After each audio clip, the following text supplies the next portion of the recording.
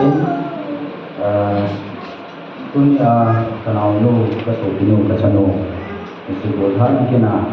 ngày nay ta ông thà sopinu nau ki ho homumi ni kamana ông đi dòng rồi sau thì cái ngày nào thời gian nào sẽ làm về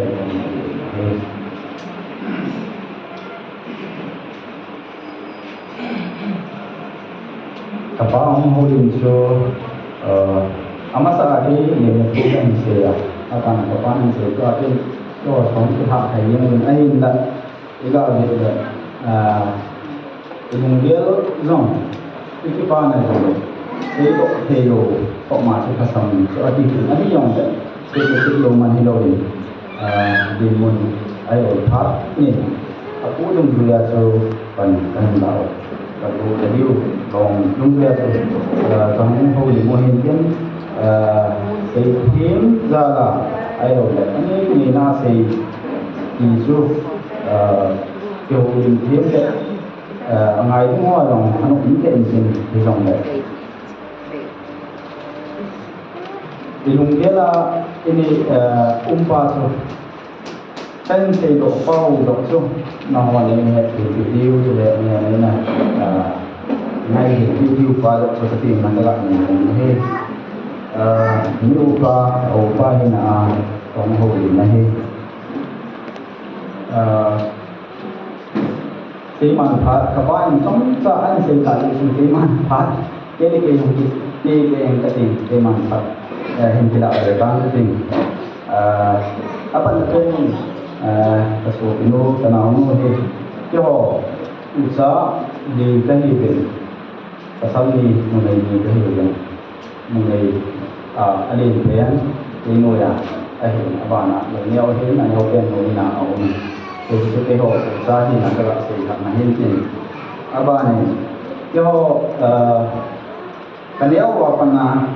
kamu ke ho pak dan keman sadar kanau no to keman sadar neo kat se no men tampi se do men slight incident kat se no men ama in sunga dina na pi do na so kala neo kat se do no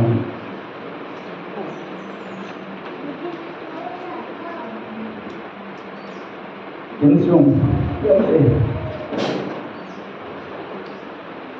so ini amahan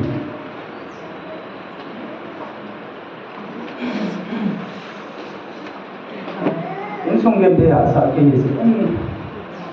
kumpulkan ini government sekolah nakai kati pun jauh anak kaya patin bangbo zalim in suma to na niya sa iman in patay buksan na mo ako in job ka ro kami no de pa ko pan kan gatit kanaw mo ko so pino nang man pan na la na so zala so lo de nakat lang ang dinay patay bo lang kitang aban si de pi na mong yung sa tipo ahim ta iti le sa na mong yung hide lo na ngay lu ta la tipi do na in sunga ko na na tipi do na pa le na sun tin ke wa na ka so sanon ke ho adinga imasa meeting imasa he yong na ke ho adinga he sin sam pen pasin na yong apai pen mo na kana sin so phaya DM college graduation he kana zo sa ko he adang he ko imasa phaya kai zo công lo ko hin so ro kham ma jon in so min ama ni pi ro na le ke hon ngai lu na za la ke le thuk na